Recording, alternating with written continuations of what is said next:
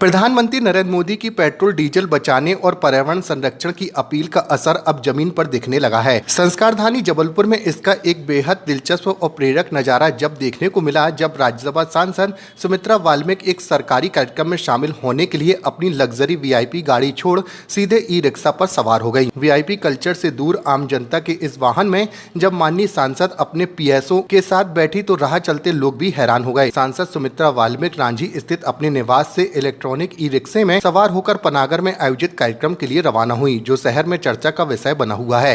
यात्रा के दौरान सांसद सुमित्रा वाल्मीकि ने आम जनता के साथ साथ विपक्ष को भी एक बड़ा संदेश दिया। उन्होंने लोगों से अपील की है कि देश की प्रगति और पर्यावरण की सुरक्षा के लिए हमें पेट्रोल डीजल की खपत कम करनी होगी और इलेक्ट्रॉनिक वाहनों को अपनाना होगा। तंज कसती उन्होंने कहा कि विपक्ष को भी केवल राजनीति करने की बजाय देश हित में पेट्रोल डीजल बचाने की इस मुहिम का हिस्सा बनना चाहिए। सांसद की इलेक्ट्रॉनिक सवारी न सिर्फ ईंधन बचाने की एक अनूठी पहल है, बल्कि समाज के लिए एक बड़ा राजनीतिक और सामाजिक संदेश भी दे गई है। प्रधानमंत्री मोदी जी के आह्वान पर देश इस समय पर डीजल पेट्रोल के संकट में है और आप ये देख रहे हैं कि हमारे हिंदुस्तान के डीजल पेट्रोल के जो टैंकर आ रहे थे, कच्चे तेल की जो यहाँ पर आयात होने थे, उन पर निशाना बनाया जा रहा है। प्रधानमंत्री चिंतित हैं कि देश को सुविधाएं भी मिलती रहें और सुविधाओं को कम उपयोग में अपने काम कर सके। इस तरह के आह्वान में माननीय प्रधानमंत्री मोदी जी ने जो आह्वान किया है, मैं ई रिक्शे से 2 दिवसीय कार्यशाला यहाँ से पनागर क्षेत्र आता है जो 20 किलोमीटर है, मैं ई रिक्शे से सफर कर रही हूँ।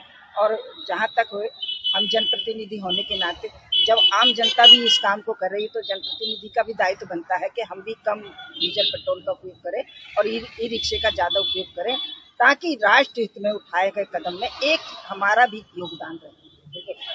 के लिए क्या कहना चाहेंगे? वो लगातार निशाना साध रहा है। विपक्ष हमेशा ओछी राजनीति करता रहा है। आप देख रहे हैं जब इस समय पर पूरे हिंदुस्तान में नहीं पूरे वर्ल्ड में संकट छाया हुआ है तो देश के निर्णय में उन्हें खड़े होना चाहिए और अपने अपने वाहनों को एक महीने के लिए डीजल पेट्रोल के प्रतिबंधित करना चाहिए। उनको वर्चुअल करना चाहिए, ज़्यादा से ज़्यादा ऑफिस वर्क उन्हें अपने होमवर्क से करना चाहिए। मैं ऐसा आह्वान करती हूँ कि जब पहले भी प्रधानमंत्री जी रहे हैं, उन्होंने भी आह्वान किया था जब देश संकट में रहा है, तो उस समय भी हमारे देश की जनता ने माना और आज भी हमारी जनता की मान रही है। और उस समय पे हम विपक्ष में थे, हमारे अटल बिहारी वाजपेयी जी, उन्होंने भी देश का साथ दिया। उस टाइम पर उन्होंने भी आह्वान किया, तो आज ये विपक्ष की भूमिका निभा रहे हैं, इन्हें भी देश का साथ देना चाहिए। लेकिन ये ओछी राजनीति करते हैं, बयानबाजी ज्यादा करते हैं, देश को संकट में डालते हैं। संस्कारधानी जबलपुर के लोगों से क्या अपील करना चाहिए?